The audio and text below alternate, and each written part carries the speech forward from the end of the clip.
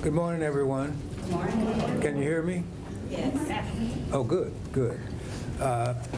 As Rachel said, I'm King Hollands. I'm with TennCare IS under the direction of our CEO, Hugh Hale, and our director, Ken Barker, who will come in and out from time to time. Thank you for coming today and appreciate your interest in this subject.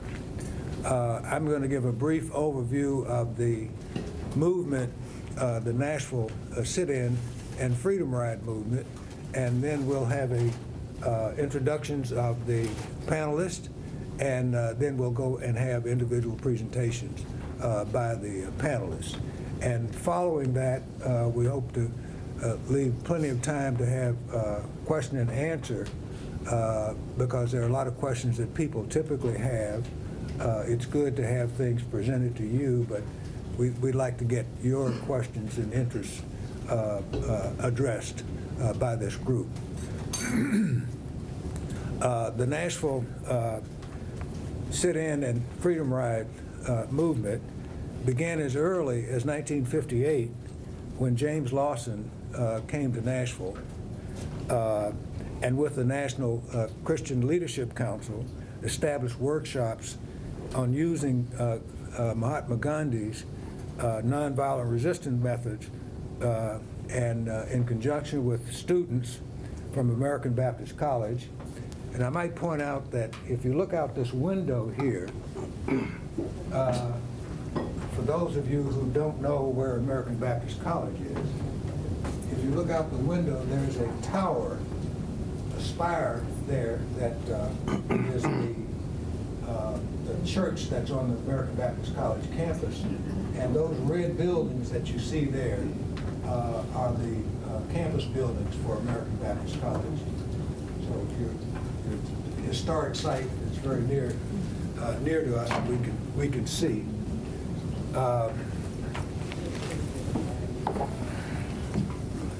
So we had students from American Baptist College, from Tennessee A&I,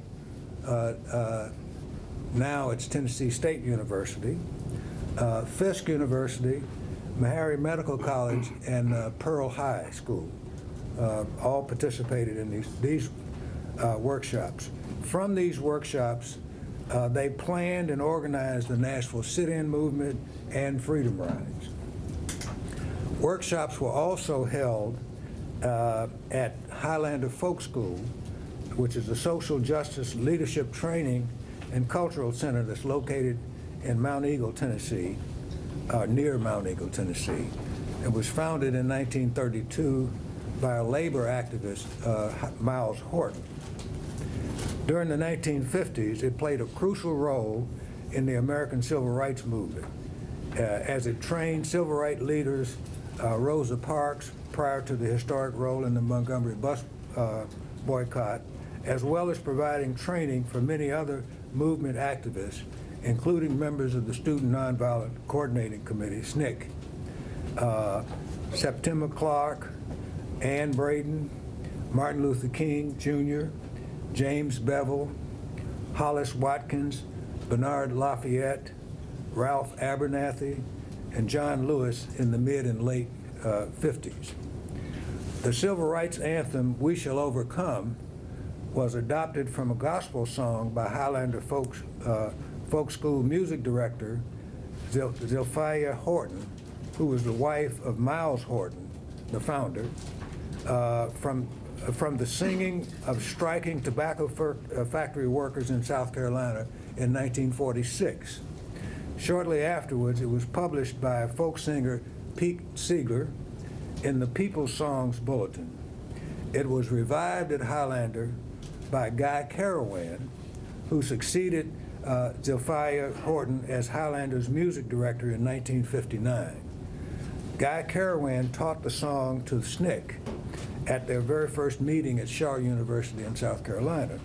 The song has since spread and become one of the most notable movement songs in the world. And we have Guy and Candy Carawan were also very active in the Nashville sit-in movement and recorded the album Nashville Sit-In story with sit-in participants. And here's a copy of that album that lists sit-in participants, including people like Diane Nash, Marion Barry, John Lewis, Peggy Alexander, on and on, Paula Pratt, etc. So we have this up here for people that to be able to view. Certainly, can do that. Could you hold the microphone a little closer? A little closer? Sorry. Oh, that is much better. I can hear it now. Very good. I do apologize. Anything I need to go back over? Okay. Can you go over all that again? I could. Notable among the workshop students were emerging leaders, which include our panelists, Frankie Henry, Kwame Lillard, and Dr. Patton. Other notables were Bernard Lafayette, Marion Barry, James Bevel, John Lewis, Diane Nash, and C.T. Vivian. Most of those, the American Baptist College ones among that group is Bernard Lafayette, James Bevel, John Lewis, and C.T. Vivian. So American Baptist College played an important and pivotal role, as some of our panelists will discuss today, in the formation of the movement. Freedom rides. The first Freedom Ride began with 18 riders heading out of Washington, D.C. on May 4th, 1961. On May 16th, when the group canceled their ride, and after a violent bombing in Anniston, Georgia, the days of rioting and tension in Birmingham, Alabama students in Nashville took up the cause and selected 22 people, including Lafayette and Ray, Etta Simpson Ray, to continue these rides. And one of our panelists here was a coordinator of, he'll talk about that, Kwame Lillard, coordinator of recruiting and scheduling the Freedom Rides from Nashville, Tennessee. So the Freedom Rides, along with the sit-in movements, all emerged from this movement at the same time out of Nashville. The panelists are members of the Nashville Civil Rights Veterans, a legacy organization of surviving sit-inners and freedom riders. And as time goes on, of course, we lose members. Our panelists are, in their affiliation, Frankie Henry was involved in sit-ins, Kwame Lillard was sit-ins and freedom rides, Dr. Patton was sit-in and freedom rides, and myself, I was sit-in. We'll begin with the panelists introducing themselves, and then we'll come back with individual presentations of their involvement in the movement. And then we'd like to have a robust question and answer period after the presentations. Sure. Thank you. So we'll start with Frankie Henry. Thank you very much. Thank you. Do I have to use this? Yes. I have to use it. Yes, so I can hear you. If you'll just hold it, just hold it, or set it down on your book if you like. Thank you. I am Frankie Henry. I have a loud voice because I taught physical education for Metro for 36 years. I retired 2006. I am married to Reverend Dr. James E. Henry. We've been married for 57 years. I have one son, Lamont Kennard Henry. He's assistant coach at McGavitt. One granddaughter, Christian Lene Henry. She's a senior at Tennessee State. One great-grandson, Caleb Levi Lamont Baxter, and he's a third grader. He ran for vice president of his class. He won that and asked his teacher, could he change to be the Speaker of the House, because vice presidents, they don't do anything unless the president dies. So he my husband retired as pastor of Mount Ararat Missionary Baptist Church the first Sunday in January. Wow. And he was pastor there for 28 years, so we just retired. That's all I need to say Yes, about sir. myself. Kwame? It's good to be here, talking to people I don't know a lot about, and you don't know a lot about me either. So hopefully we'll know a little bit about each other when this is over. That's the whole point. A conversation, building bridges of understanding, and trying to break down the barriers that we kind of do not look at as barriers, but they are. So my name is Kwame Lillard. I was born in Tampa, Florida in '39. And my dad brought me here because he was going to go to Fisk. And I spent the next 18 years here in Nashville, Tennessee. I like to say that I'm a great-grandson of a captured African. And also on my mother's side of a very poor immigrant Irish fisherman. So I look at those as roots of who I am and reasons to be what I am. But it's the people on my block, I think, that made me who I am.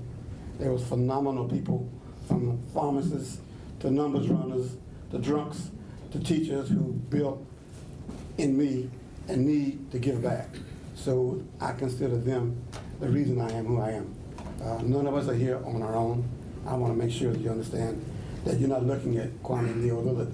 There's folks behind me you don't see, but I know they're there because I look at myself and say, without them, I would not be here. So we're going to talk a little bit about what we did for democracy. Bevel, one of the geniuses of the movement in Nashville, would always say World War II was fought to make the world safe for democracy. Then he says the Civil Rights Movement was fought to make democracy safe for the world. So we're going to have a good time talking today.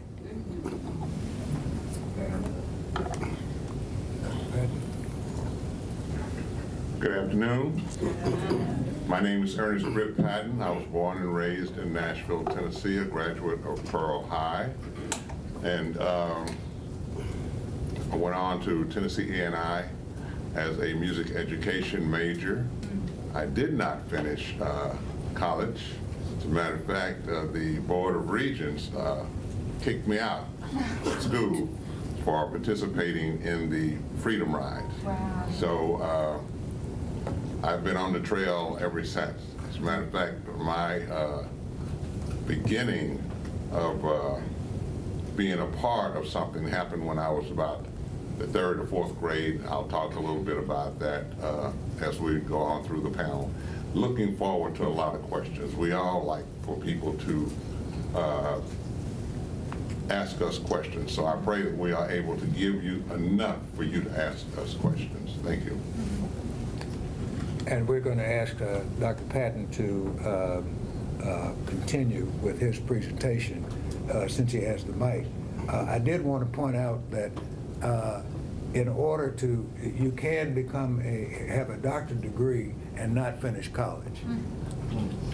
And I'm sure Dr. Patton will explain that. Well, hopefully we can do this thing chronologically so that we're not going back and forth. Right. So I had mentioned when I was, I guess, in the 3rd or 4th grade, where Pearl Corn is now, that was Fort Greene Elementary. And I was a student at Fort Greene Elementary, and I lived on Delaware, just above where Sweat is now, on the corner of 28th and Delaware. And at that time, whites were moving out of that neighborhood, and colored people were moving into the neighborhood. And I was the only kid in the 4th grade on my block, but behind our house was an alley, and there was a white kid that was my age, and that was my playmate. And this is during a time of segregation. That was my playmate. I don't know what my parents thought about us playing together or his parents thought about him playing with me. But he had an older sister who got married, moved away from home, and one time she took him to the Lowe's Theater downtown, which was located at 6th and Church, right across from the library. And he was all excited about the movie theaters. I guess this was the first time he had been to the movie theaters. And came back and asked me, he said, "You got to tell your mama to take you down to the Lowe's Theater." because he wanted to see wanted me to see what he had seen. He wanted me to experience what he had experienced. So I asked my mother to take me, and she did. And as we were crossing Church Street, I started towards the front door of the Lowe's, and she was walking towards the alley. If you know where McKendrick Church is, where between 6th Avenue and McKendrick Church was an alley, a dark alley. And so she saw that I was going to the front door because my friend told me to go through the front door to see all the things that he had seen. And so my mother took me by the arm and said, "We can't go in that way." And I looked up at her and I said, "But my friend said," and I stopped right there because she had already made the ground rules before we left home. And I didn't want her to take time out. I don't think y'all got that. I didn't want her to take time out. That's right. But the thing I always say is that I never forgot the fact that I couldn't go in the front door, even when I was in the 4th grade. So I use an example. I have a slight green thumb. So back in October and November, I planted some buds that will come up in the spring. And I always think about that as my life, the way my life has been. And that is that that was planted in my heart that I couldn't go in the front door. And so in 1959, when I was a sophomore at Tennessee A&I, and I heard about the workshops, I joined the workshops, and my mother simply said, "I knew that you were going to be a part of this because of what happened to you, that you could not go in the front door of the Lowe's." And she was right about that. And so I knew that by going to the workshops and meeting the people that are here on the panel and others, and meeting with Dr. Lawson. Let me say one thing about that. You've heard the names of those who were part of the American Baptist Theological Seminary. I, along with C.T. Vivian, said that the Nashville movement was a God-sent movement. The names that you heard earlier, C.T. Vivian, John Lewis, Bernard Lafayette, James Bell, those people had not planned, and Jim Lawson, they had not planned to come to Nashville to be educated. John Lewis lived outside of Troy, Alabama. He wanted to go to Troy State. And he asked Dr. King if he could get him into Troy State. Dr. King said, "I can't get you into Troy State, but I can get you into a school in Nashville, American Baptist Theological Seminary." Bernard Lafayette from Tampa, Florida, wanted to go to Florida A&M. He got his transcript in too late. The only school left for him to go to was American Baptist Theological Seminary. C.T. Vivian was in Chicago, in the Chicago area, wanted to work in Chicago, but he ended up here in Nashville.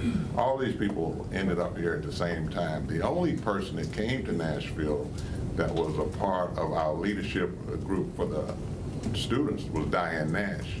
She transferred from Howard University. She came to Fisk because of Meharry Medical College, which was just across the street. That was her reason for transferring to Fisk. Did y'all get that? Okay. So, and Jim Lawson. Jim Lawson was in school either in Ohio or Pennsylvania. I'm not really sure. But Dr. King asked him, Dr. King was speaking at his school. This was after the bus boycott in Montgomery. And Lawson said, "I need to get into this reception to speak to this man." And he spoke to him, and Dr. King said, "Will you forego your education and come south?"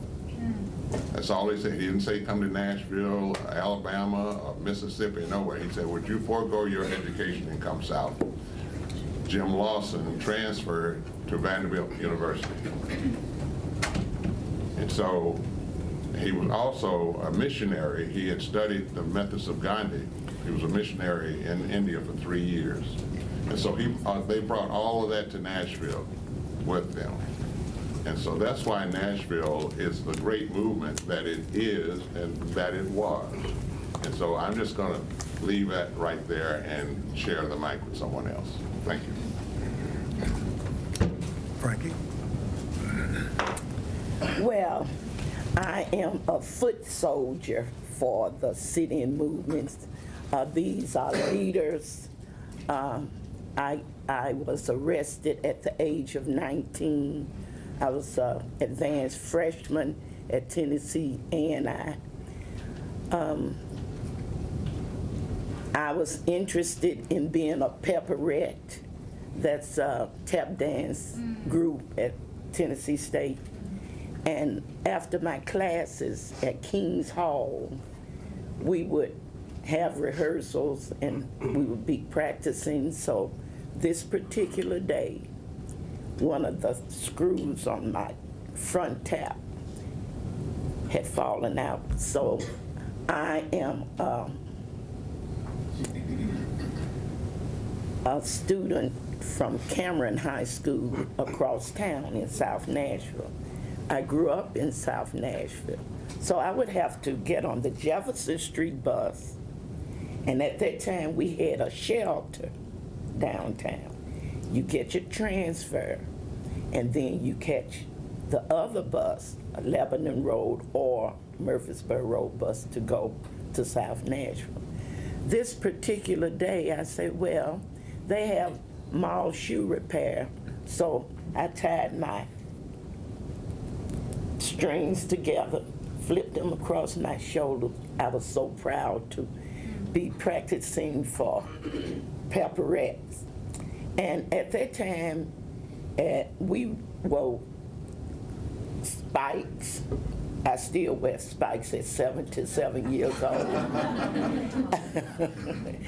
And we dressed in sweaters, skirts. We were dressy. So I got on the bus, and as I was getting off at the shelter, this quote unquote white female asked me, "Are you a college student?" And I said, "Yes." She said, "This is the first day of the sit-ins, and I need somebody to go with me to Kane Sloan. Will you walk with me?" And in my mind, I'm saying, now, what does this white girl want with me? What is the sit-in? I didn't know. I hadn't been to any workshops. That they had been to workshops at First Baptist, and they knew about the sit-in movements, and they knew what it was for. I didn't know anything, so they called that on-the-job training that I had. So I said, well, I have to go to mall shoe repair, so it's down on Fifth Avenue. She said, well, I'll walk with you. We're going through the arcade, and we passed by Woolworth, and she was explaining about the sit-in movements, and I saw all of the black students sitting there and a couple of white students. And me at 19, I said, oh, they gonna get in trouble. I'm 19. Then we passed McClellan's, the same thing. Cress's, the same thing. She said, this is our first day. I don't have enough students to go with me. Will you go with me to Kane Sloan? And in my mind, which is in this book on page 144, The Children by David Hammerstein, I'm saying, if a white girl can put her life on the line for a black girl like me, surely I can. And that's why I went to Kane Sloan. The both of us sat at the counter. The waitress didn't even look at me. She came directly to Diane and said, what would you like? So Diane said, a cup of coffee. So she went back to the station, and as she got back, Diane turned and started talking to me. And so when she came back with the coffee, she said, we don't serve the N-word in here. Why is she sitting here? We're closing this counter. So Diane said, she's not the N-word, she's a Negro. At that time, we were not using African-American, Afro-American, we were using Negro. And she said, no, she's the N-word. Diane said, no, she's a Negro, so am I. And I jumped. So are you. And I jumped because I'm saying, I'm going with this white girl. And I had seen these well-dressed guys with trench coats and stuff on, and I said, I think we are being followed. She said, oh, don't pay that any attention. They're following me. I think this is because they knew or felt that she was sent by the Southern Christian Leadership Council to start up the sit-in movement in Nashville, the reason she enrolled at Fisk University. So we closed that whole counter and walked back down. She said, good, Frankie, you have on-the-job training. That's what and we passed McClevin's and Paul, what's his name? LaPrade.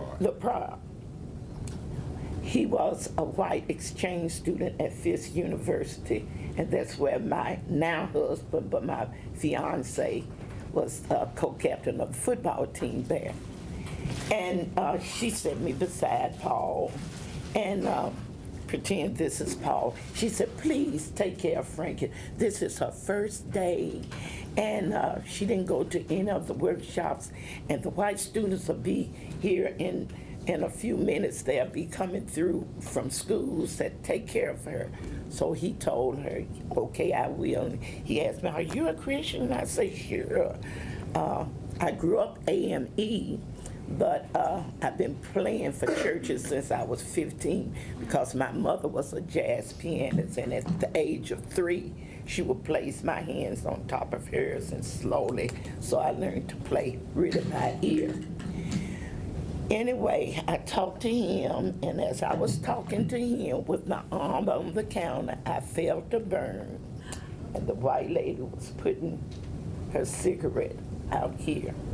So I turned around, and she looked at me. I looked at her. She looked at me. I looked at her, and she just kept it there. So being from South Nashville and being a Negro at that time, we don't take cigarette burns or hits or anything, because if you hit me, I'm going to hit you back. So I said, well, this is the first day. I'm a foot soldier, and we will end the sit-in movements today because I'm getting ready to knock her out.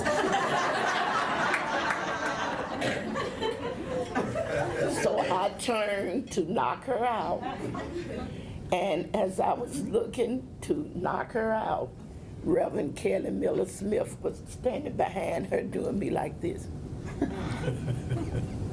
No. So I looked, he said, please. So I looked and I said, oh God, I said, and that's a minister too. So I turned, I licked my finger. You know how it burns. I licked my finger and I put it on there. And that was a relief. And while I was doing that, she was lighting her book of matches. I had on a black dress and a poncho. This is me in jail at 19. You could pass that around. I had on a wool, red, black checkered poncho with fringes on it and a black dress. So she pulled my poncho back and dropped the matches. So Paul immediately grabbed my poncho. So when the policemen came and pulled us off the counters and opened up the, we call them the Black Mariah, and pushed us in the Black Mariah, I still had my Taliban shoes over my shoulder. At this time, they were around my neck. My hand was one place, my arm was the other. They was just shoving us in there. And when we got to jail, I had this big hole in my poncho. They fingerprinted us, took our mug shot, front, left side, right side, put us in a cell. It was about 26 degrees in jail. We slept in cold steel bunk beds with air holes in about this big around, so the mattresses could breathe. However, they didn't give us mattress, covers, sheets, pillowcases. We slept on the cold steel bed. The commode was like in the middle of the back of the bars. So they stayed there. So when we had to use the restroom, we would have to make a backward circle around the commode to use the restroom in private. We had, this is one of the cups. Okay, this is one of the cups that King Holland got from jail that we drank out of, and we had a little trough like that that they fed us white beans and 2 slices of bread, and that about twice a day. But we had our fraternities, sororities, social groups that were sending us like toothpaste, toothbrush, washcloths, sandwiches, but we didn't get half of the food that they sent us. We would sing We Shall Overcome. Diane, I stuck with Diane, Barbara Cosby, and Angeline Butler.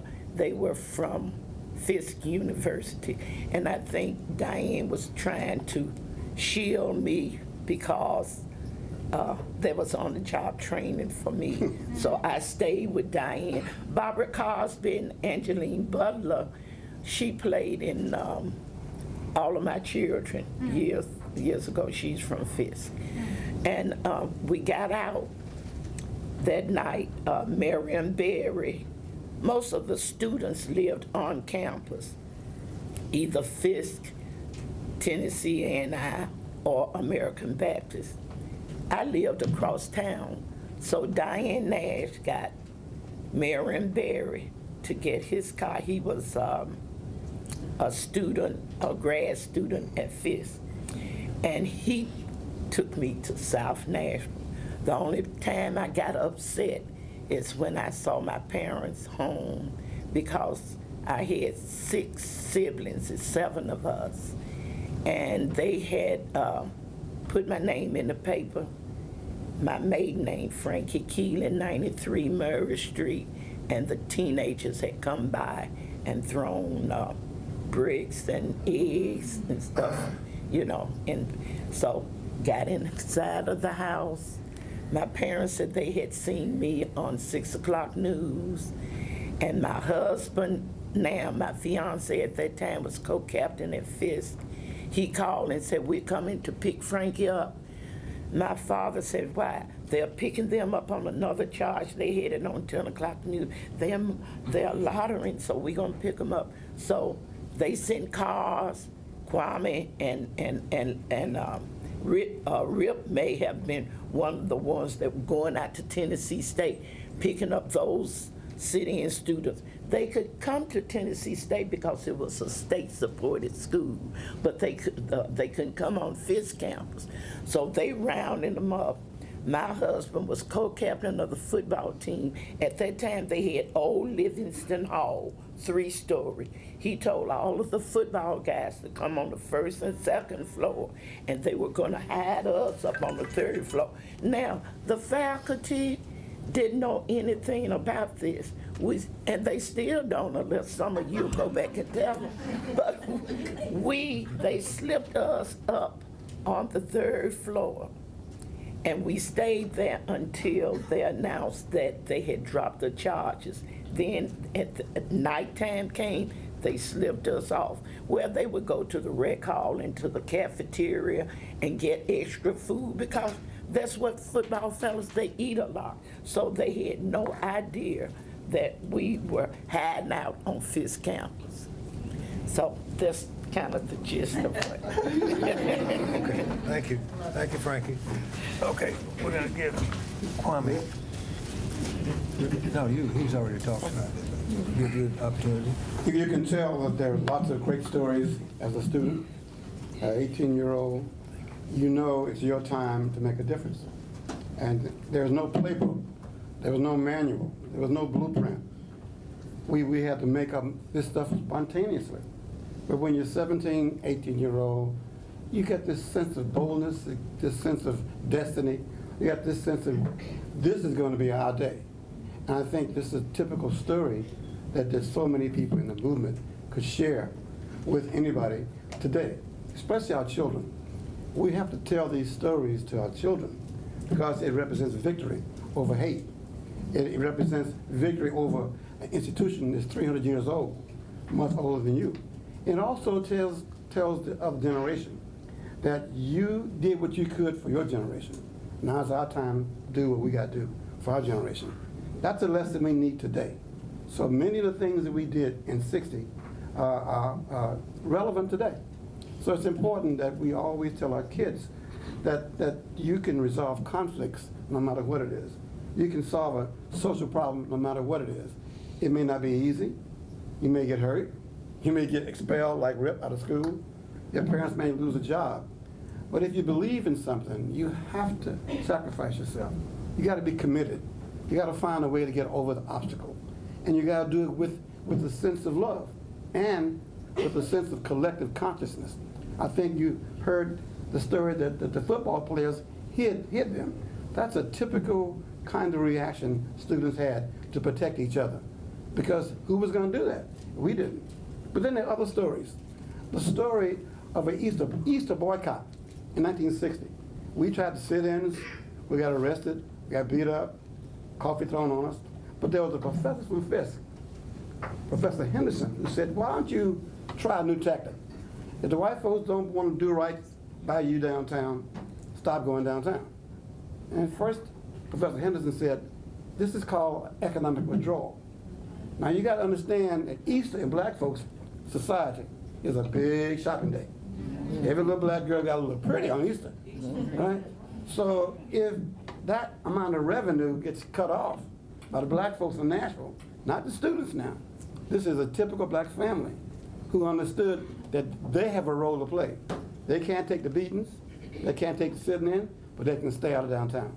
Typical kind of sense of cooperative consciousness during that time. So the women didn't shop, didn't buy those dresses and skirts and pocketbooks, all right? And downtown suffered. Another example of how we all in this together, and whatever you can do to make things happen, you do. So the boycott in Easter 1960 was very effective at convincing the white merchants, the Chamber of Commerce, the mayor, the legislators that them black folks ain't playing. We got to do something different to convince them that we are going to change, that we're not going to continue to allow them to be looked at as second-class citizens, livestock. And that really happened in the spring of 1960. Again, giving us a sense that we can make this happen without fighting, without, as Frankie said, knocking them out. You can knock them out through green power, and that really worked. It worked then, and it worked now. So we were very proud of the fact that the Nashville movement had some unique people. Oftentimes we forget about these black colleges, because without those black colleges in this town, things would have been quite different. Because in Birmingham, they had to use kids in elementary school. You've seen the fire hoses on the kids, right? There are no black colleges in Birmingham. So we need to be proud of the institutions we have here in this town. There's a story also about what white kids did. It wasn't a black thing, it wasn't a black struggle. It was a struggle for justice, and that included a lot of people. My best example is during the Freedom Rides. The first set of kids that were sent to Birmingham on the Freedom Ride was arrested by Bull Connor, the infamous Bull Connor. He took them to the state line at nighttime, 11 o'clock at night, from Birmingham to Ardmore, Tennessee. There's a railroad track that separates Tennessee from Alabama. He dropped them off early in the morning, pitch black, and then they called Diane and I, because we didn't sleep, we were in the office. We bought a car from a white student who was active with us. Her mother had a huge station wagon, had never seen the mother, had never seen the car. But she brought the car to the office, got in this huge station wagon, early in the morning, 2 o'clock in the morning, and drove her car. She didn't check me if I had a driver's license, if I had insurance. She said, take the car and go get the kids from Ardmore. 7 kids in the middle of nowhere in Klan country, in a used, borrowed white woman's car. That was the mood of the movement. It included anybody who believed in justice and wanted to be part of it. We picked the kids up, took them back to Birmingham, and the rest is history. But so many examples like that, where people have sacrificed, where they believed in what we were doing, where they said, I can do a little bit. I can't do what y'all do, but I can do something. Whether it's a boycott a white lady give me her car. But there's so many examples like that. I got a little symbol here I want to show you. I want you to tell me what you think this means. I'm an engineer, so I want you to kind of read this out for me. I'm gonna walk around. 365, how many days in a year? 365. How many days in February? 28. A typical Black History program is 1.5 hour long. What does it say? Time what? And what's that unequal sign mean to you? Yeah, you can't do this one day out of an entire year for 35 minutes and believe you really are teaching Black folks to be proud of themselves or white folks to understand who we are. So this is a wonderful thing to do today. But you have to continue this every day. You can't get over 300 years of hate in 30 minutes of Black pride. Okay? Don't believe you're fooling yourself. You're not being honest, and you can't convince your children that you're honest, doing 1.5 hour once a year. So I admonish you to understand what we say here. Go do your own research. Go to the library downtown on the Church Street, second floor. Phenomenal amount of data, oral history, videos, books to continue the story. Study this. If you're going to be a surgeon, you can't do a half hour in an anatomy class. If you want to understand what happened in Nashville, you can't do a half hour in the TennCare office here. Please continue searching and studying. That's a wonderful thing. I just want to say a couple of more things.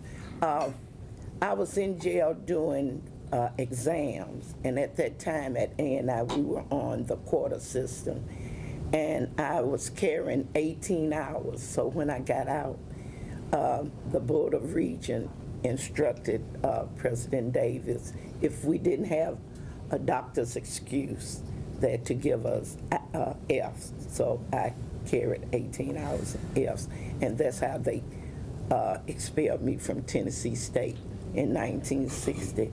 I re-entered in 1966 and got my BS in 1970 and my master's in 1973.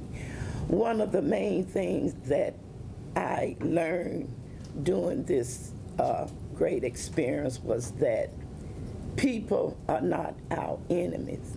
The enemy of justice is the unjust educational system, the bigotry, ignorance, the unjust political system. Those are the three main things that I learned. Thank you. Thank you. We want to save a little time for questions and answers from the audience. I don't know if we have to leave at 12:30. If anyone wants to stay later. If there are any individuals who have to leave, they're welcome to make their way back to their desks, but I think everybody is welcome to stay as long as they would like. We'd love to continue the discussion. Fine. And also, we'd like to get perhaps Rip to talk a little bit about experiences on the Freedom Rides. But at this time, maybe what we'll do is entertain some questions from the audience and discussion. I got one. When did you feel like the tide started to turn? You got arrested and all these things were going against you. When did you feel like it started to get like you were getting momentum and that things were going to change? Let me try that one. You mean here in Nashville? Yeah. I would say that it changed for two reasons. One was the economical boycott, the Easter boycott, and then on April 19th, 1960, at 5:30 in the morning, our lead attorney's home was bombed. Now, our group would always meet at 6 o'clock in the morning simply because we had classes to go to school. And so on that particular day, April 19, 1960, Bernard Lafayette was sent out to Tennessee State, Tennessee A&I, and he spoke with the president, who was Dr. Davis at that time, to use the PA system where you had to go outside and they had speakers all over the buildings. And he made the announcement that we would have a silent march downtown to the courthouse. Meanwhile, Diane and others sent a telegraph to Mayor Ben West to let him know that we would be at the courthouse at noon, at high noon. And this march was to be, you march 3 abreast. It's a silent march. You couldn't talk to the person next to you. And it started at Tennessee State as we were going down Jefferson Street. Fisk University joined in, and Pearl High was only a couple of blocks south of Fisk University. And the thing that happened there was the principal went to the front door, which was on the 17th Avenue side, and said, my students are not leaving the school today. The president of the student body went and stood with the principal so that the students could go out the back door, which was on the 18th Avenue side, and join in with Fisk University. We had over 5,000 students to march that day. And this was the day that if you ever see a documentary, NBC White Paper is a good demonstration of it. And C.T. Vivian, I always say he went up one side and down the other side of the mayor. This was before Diane Nash asked him to Mayor West, do you think it's fair that people can go downtown and shop but not be able to eat at the lunch counter? And he said, I don't think it's fair. But then later on in a news, he had a news conference later on, and these reporters was asking him questions about that, what she had said to him. And he said in that news conference, he said, the young lady asked me if I thought it was fair that people can go downtown and shop but not be able to eat at the lunch counter. And I said it wasn't fair. And I had to answer her as a man and not as a politician. And so I always say, what if our politicians today would answer questions and act like males and females instead of politicians? I think there's a difference between me being a politician and me being a man. And I think that's what's happening here. But that's when we knew. Now, it took us from February 13th to May 10th. Now, NCLC was an integrated group. This was the Nashville Christian Leadership Conference. And so what they did on May 10th was the elderly white females who were part of NCLC, NCLC gave them money to go downtown and sit at the lunch counters. And then the integrated students went and sat with them. We asked that it not be televised, nor that it's in the newspaper that these stores were integrated. And so the reason for the white elderly ladies sitting there with the students is so that the hoodlums, the white hoodlums, would not beat up the students because they had respect for the white elderly ladies. And as time went on, people were accustomed to seeing black and white sit together. It took us 4 years to really enter. If anything you can think of that you can do today, you couldn't do it back in the 60s. When we, as students, were going through these things, we're trying to integrate Nashville. It took us about 4 years to integrate all of Nashville. And if you, so that's that. Yes, ma'am. First of all, I want to say thank you, not only for being here today, but for enduring everything that you've had to endure during your lifetime thus far. The question that I have for the panel is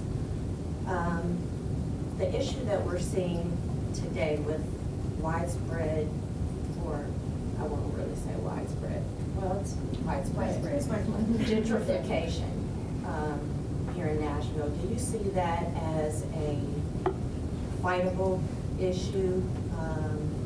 Because it seems as if it's becoming increasingly difficult or impossible for the African-American family who happens to be, typically within a certain socioeconomic position, to remain a Nashville resident.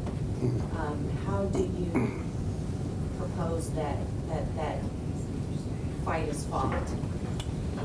I'm going to answer this real quick, and this is what I tell people.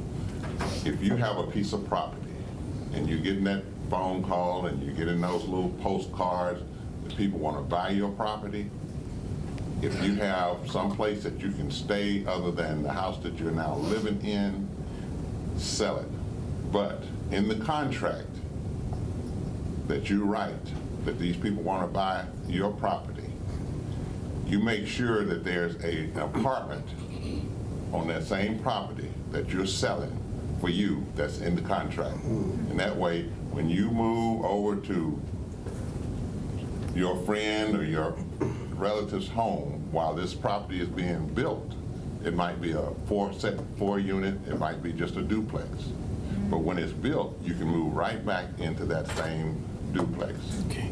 A lot of people don't think like that. Yeah, I want you to. See, they sell their property and they don't have any place to live. So if you can put it in the contract that you want one of those apartments, and you're right back where you never left your place.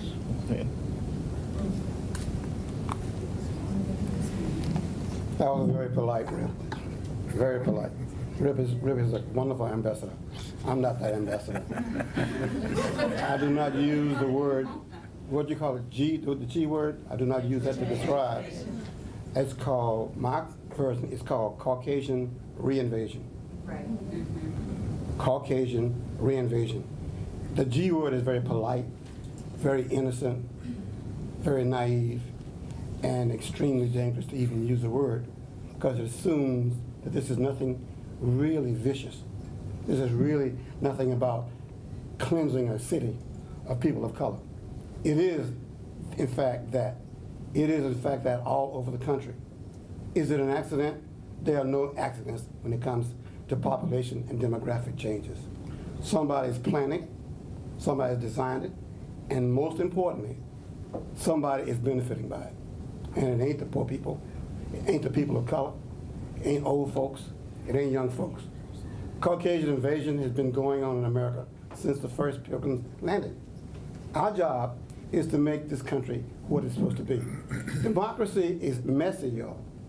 Democracy is cumbersome, but it is the only human form of government that's going to survive. It is in a constitution that is complete distortion of the fact. 98 years ago, women couldn't vote. Not black women, white women. 70 years ago, we couldn't vote. So we have lots to do to perfect this union, y'all. And not calling it what it is not going to solve the problem. We're not going to find solutions. We live in a capitalist society, as Rip says. If you want my property, you got to pay for it. And you want to pay for it so I have a future for my children.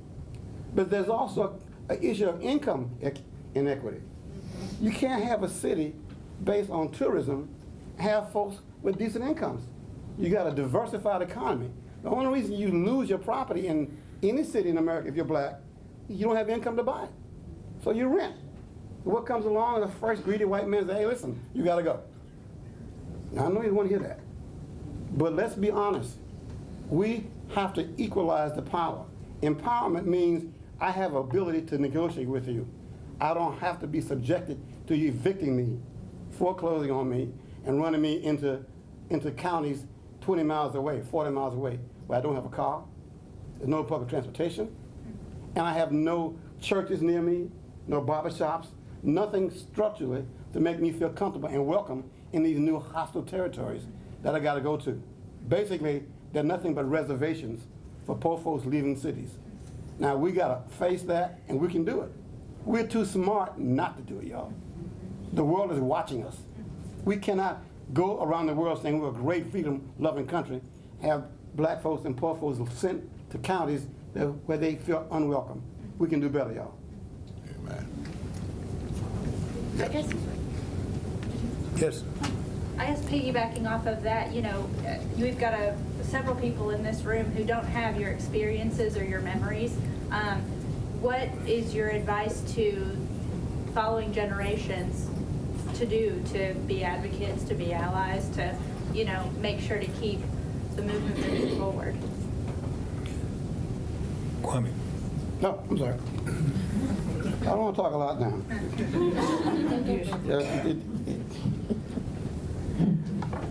This little thing I did about Black Pride, if a child in the inner city grows up, doesn't feel connected to anything, that child becomes a loose cannon. That child has nothing to hope for. That child has nothing to look for. That child doesn't think, I can change the future. Every child wants to know that they are here for a purpose, that when they leave this earth, they leave a mark behind. We've got to get our American children to believe that they can leave a mark behind. They can do more than buy the latest phone for $900. They can do more than go online for sex. We got to give them a purpose, something, some real values. That's not hard to do. We got to put it in our minds it can be done, but more importantly, it must be done. We cannot have a country that's half free. My grandma said, you can't be pregnant a little bit, either pregnant or you ain't. You're either free or you ain't. Ain't no gray ground on that one. So we got to stop lying to our children about a country being great and democratic. It can be, it is not. So what do? You teach them skills in making democracy work. You teach them skills. Rip goes places and tell children, what do you want to do before you die? How can you change where you are? Do you have a red light in your community? Do you have a daycare in your community? Teach them kids to create in their own reality, their own city, their own block, a utopia. And can you do that easily? No. Are they going to accept it? No. Are they going to laugh at you? Maybe. But we got to believe we can teach this next generation how to bring back some humanity to America. It can be done, but it's got to start in kindergarten, y'all. Got to start in kindergarten. What do? What I do is I take a salad into a first grade class, and I ask them, what do you like in your salad? I have onions and pickles and tomatoes, everything. And I said, this salad is wonderful, isn't it? They love salads like that. I said, now let's put the salad in a blender.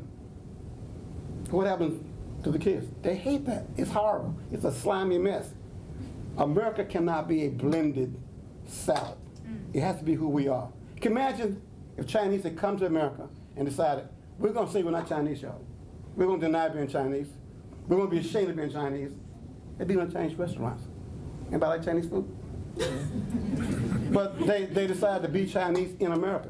We got to be who we are. Each group, each religion, each ethnic group has to declare its right to be who they are and share. The difference is what makes us strong, not make us hate each other.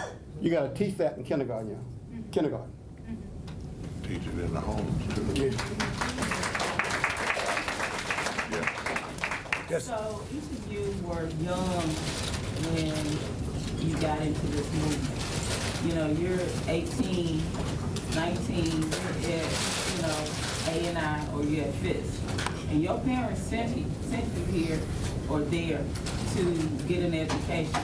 So what did you say to them when they found out what you were doing? And especially you, Dr. Patton, when you got expelled, or you know, Ms. Henry, you got expelled from. Well, as I said earlier, I think that Nashville was a God-sent movement simply because of the people who ended up here as our leaders, student leaders, or as adult leaders who had not planned to come to Nashville, but they were sent here for a reason. The children, those of us 18, 19, 20, 21 years old, we were special. And I say that because I can give you an example of a couple of freedom riders. If you've ever seen the documentary Freedom Rider, there's one young lady who we graduated from high school together, and she simply says, I won't be home tonight. I'm going on the Freedom Ride. She didn't ask her parents. They didn't stop her. A good example is a young lady whose mother worked in Belmead, and she was cleaning the house, and she called her daughter and said, I need your help because they're having a party here, so would you come out and help me? The daughter went out and helped her clean the house. And so this was during the Freedom Rides. And so on the way back from coming from Belmead, you had to come all the way downtown to transfer. There was a couple on the bus with a transistor radio, and over the news it said, more Freedom Riders are coming into Mississippi. And this white couple said they ought to kill them all. Well, this girl heard that. She got off the bus, made the transfer to Jefferson got off the Jefferson Street bus at 18th Avenue. Our office was a half a block west of 18th. Went to see Kwame, and she asked him, are you taking more people on the Freedom Ride? He said yes, told her when the next group was leaving. She went home, called her mother, and all she said was, Mom, I'm going on the Freedom Ride. And her mother said, if that's what you think you need to do, then that's what you do. That's why I say that Nashville was a God-sent movement, because we were covered. We were covered. Well said. Give you another example.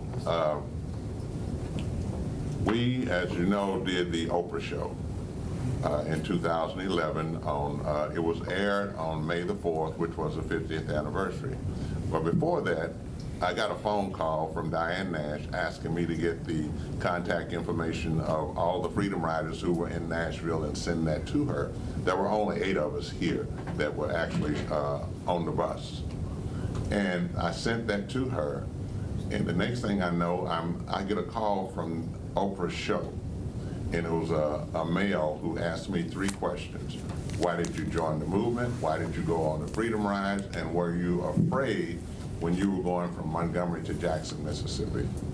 I said, can I give you some history? He allowed me to give him some history as to why I joined the movement, why I went on the Freedom Ride, and whether or not I was afraid, knowing that I was going into Jackson, Mississippi.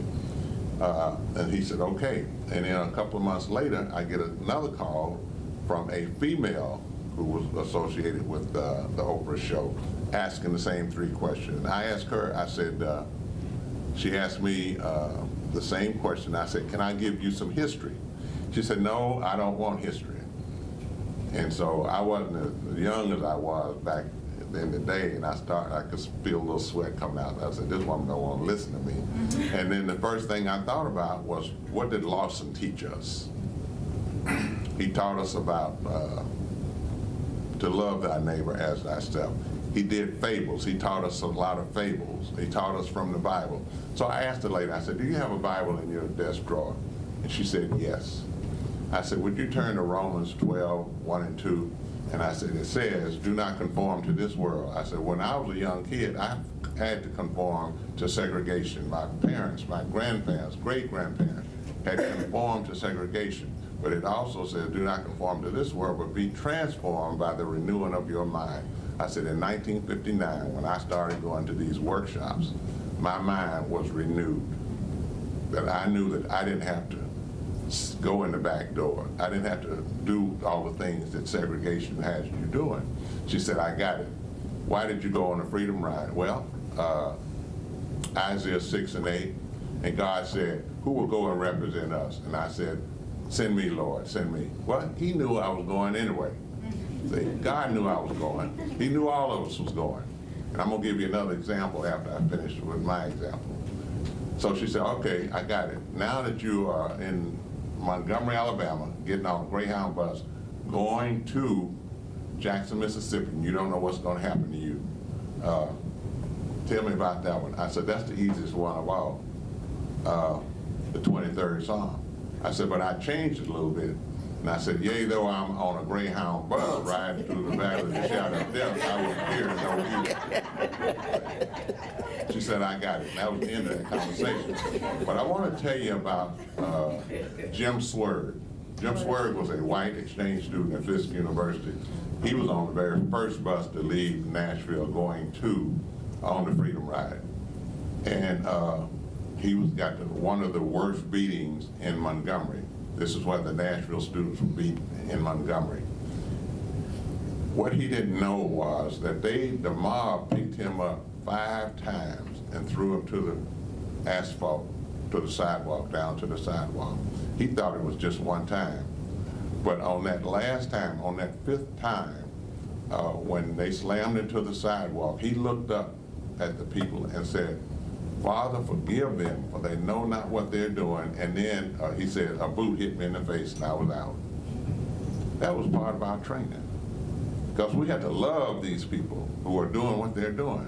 John Lewis in Rock Hill was beaten by a policeman. It just so happened that the FBI had evidence, and they were going to charge the police for beating John Lewis on the Freedom Ride. And they said, we got all the evidence we need. All you have to do is press charges against this policeman. John Lewis said, I will not press charges against him because he is my brother and I love him. That was our training. We didn't go home and get a gun and come back and want to shoot somebody. That was not a part of our training. And that's what I tell kids today. If you stand up and somebody is bullying you, find the music, and you already know that music was a great part of what we learned. So if somebody's in your face and bullying you, find that song, that spiritual song or that rap or whatever it is that you love, and just remove yourself from the situation, whether it's a bully or somebody wants to fight you. And they won't fight you because you're not speaking to them, you're not talking out, you're not cursing them, you're not in a defensive mood, but your defense is within your soul. And we had a song for that during the stand-in at the movie theater. A young white man walked up to one of the African-American girls and said, I'm gonna put this cigarette out in your face. And her friend was standing behind her and said, well, I'll put my hand up so that he can burn my hand and not your face. And she said, no, that's all right. He's not gonna burn me. And so he's puffing the cigarette, getting it red, and in her soul, she was singing, ain't gonna let no cigarette turn me around. He couldn't hear that. Turn me around, ain't gonna let no cigarette turn me around. I'm gonna keep on a-walking, keep on a-talking, marching up to freedom land. So we had a lot of music to go along with the situation. And in Parchman Penitentiary, the jailers couldn't sleep. We were singing every day, all day long, all night long. And they did a whole lot of things to us in Mississippi. They would turn the heat on during the daytime when it's hot. They would turn the air conditioner on at night when it's cold. They hosed us down a couple of times because we wouldn't stop singing. They took our mattress away. And one of the young man who lives right here in Nashville, the guards could not lay hands on us. And so they had the trustees to do the dirty work. And there's one situation where they told us, if you don't stop singing, we're gonna take your mattress away from you. And this was the second time. And one of the young men said, I'm gonna hold on to my mattress. I'm not sleeping on that hard steel. And so they sent the trustee in to get him. They pulled him out in the hallway. He's still holding on to this mattress. And the guard said, the trustee, they called him Pee-wee. He said, Pee-wee, if you don't get the mattress, I'm gonna beat you. And so Pee-wee is punching this young man in the face. And he's holding this mattress looking up. And the young man said, I'm gonna tell you the same thing as your mother would tell you. This is gonna hurt you worse than it hurts me. Now, he didn't curse him out, you're not gonna get this mattress, you whatever. He didn't do that. He simply said, I'm gonna tell you what your mother would tell you, that this is gonna hurt you worse than it hurts me. And the only way they got that mattress away from this young man was they put a wrist shackle on him and twisted it, and he had to let the mattress go. But that's the way we were trained, not to fight back with physical fighting or with words. You can fight back and never say a word. Because Bernard Lafayette says that nonviolent, when you use nonviolent tactics, you are fighting back. It's just that you're not being physical or you're not using your mouth to say something back to somebody. One of the things I want to mention before we leave is that during the sit-ins, a lot of the students were majority, but we could not do that without the minority. And a lot of the minorities were white females. For example, Harvey's department store, the wife of the manager there was one of the people who would call our office and tell them what the Chamber of Commerce was going to do during the sit-in. Because she'd ask him, well, you went to the meeting, what happened? He's got to tell his wife what's going on. And then she'd go to the phone and call our office and tell Kwame and the rest of them what they said and what they planned to do with us. So although we as students were the majority, I don't think we could have been as successful without the minority. And when you look at the papers from back in the day, it always says colored students. But I believe there were just as many white students a part of the movement as there were colored students. One more question off that point. Have you ever, Frankie, did you ever have lunch with Diane again? Oh, yes, several times.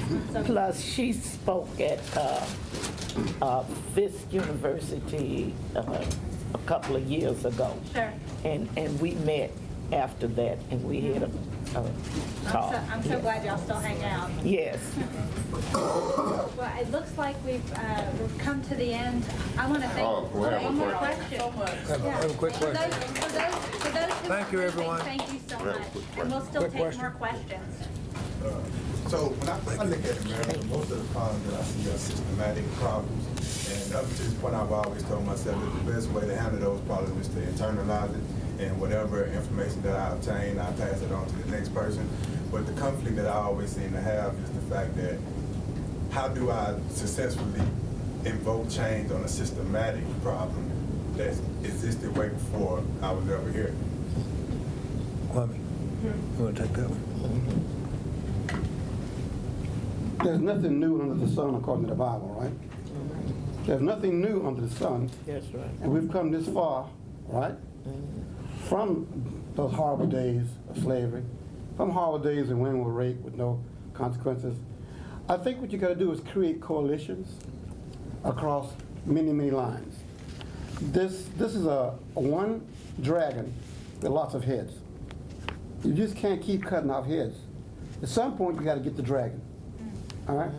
So if you are living in a community where the kids are not doing well in school, you also got a community where somebody's being abused, a woman, older person, and that's all part of that dragon. But you got to figure a way to develop coalitions with somebody who knows about abuse of women. You got to be able to get that church that you know parks their cars in front in folks' yards and driveways and ignores the people, but they collect 10% of their tithes and do nothing with it. What I'm saying is you got to figure a way to leverage what you feel on other factions and resources that you can apply to solving the problems. You can't do it by yourself. We're in this together. We all may have come on different boats, white folks, black folks, Latinos, but we're in the same boat now, right? And that boat is rocking, and it's leaking. So we all got to figure out how to put some patches in that leak together. And there's no one hole that's important, because if you don't get all leaks stopped, the boat still sinks. So I'm saying to you that be very optimistic, but be very detailed of what resources you need, what battles you can win, what battles you can avoid. You got to pick the low-hanging fruit first, get those successes, and then build on those successes, and other folks will see, oh, he did it, let's try it. So it's not gloom and doom. We're going to win this. If 18-year-olds can stare a 6'9" cop in his face who got 2 guns and a revolver and smile and basically disarm him because you disarm the hate. He has no other playbook in his playbook to get to you if you don't let him get to you. So the head thing is important. You see it, it's systemic, and work on systemic resources and build coalitions across lines. Oh, and you also have to, if I can add to that, all we had was word of mouth and a telephone. You got all these electronics today, but electronics is not really going to do it for you, because if you want me to join your organization and you send me a text or an email, I might read it, and that's it. But if you come to me and I'm looking at you like I'm looking at you right now, and I can see the desire that you have to make change, I can feel it. I can't feel a text. I can't feel an email. See, you got all that electronic, but you got to put yourself out front so that they can see you, they can see it, they can feel your heart. So this man wants to make a change, and I can see it in his eyes, I can hear it in his voice. Okay? And that's how you build up your organization. Because you can't, we didn't have all that you have today. And look at what we did. Now, The other thing that we did not mention when I say look at what we did is simply that at least 8 out of 10 of Dr. King's lieutenants came out of the Nashville movement. See, when you look at a movie like Selma, how many of you seen Selma? Did you ever hear the name Bernard Lafayette mentioned? Did you see a character by the name of Bernard Lafayette? No. No. Now, let me tell you who Bernard Lafayette is when it comes to the movie Selma. He was the first one of Dr. King's lieutenants. He graduated from over here to school. He later became the president of the school. He saw the board that had Selma on it and had an X in it, and they said everybody's scared to go to Selma. He said, I'll go. And he was the one that actually started, the farmers were the first ones who wanted to take a chance and go into Selma and register to vote. But you don't see him in the movie. So be careful about these movies that you see. Go downtown to the library or go to your library and see if they've got documentaries. See, look at the documentaries. Because the movies, they just, they're trying to sell some movies. Not only with Selma, but one that came out a few years before Selma, The Butler. I had a woman I was at the Memphis Museum. I know you gotta go, at the Memphis Museum. And how many of you been to the Memphis Museum? And when you walk down this one hallway and then you come up to a wall and all the mugshots on that wall, and you have to make a left turn. Well, I'm standing in the doorway with a lady, and I'm here and she's there, and I guess her grandson, a little boy, was with her. And he kept asking her about, is this the bus that was burned? And she said, you saw the movie, The Butler, because in The Butler, they do talk about the burning bus and all the kids on the bus. And she wouldn't answer him. And he asked her 3 or 4 times. She kept saying, you saw the movie, The Butler. And I got kind of, I said, let me do a history lesson right quick. So I said, excuse me. I said, what you saw in The Butler didn't happen. It didn't happen that way. In The Butler, these kids are on the bus, they're going down a road, they make a right-hand turn, they go across a bridge, and then come to a clearing, and then you see the burning cross. And that was at night. I said, it didn't happen that way. So then, with attitude, she says, well, how do you know? People were looking at the mugshots, and a lady, I didn't have to say a word. The lady said, well, he should know there's this mugshot right there. So be careful about movies that are made about the civil rights movement.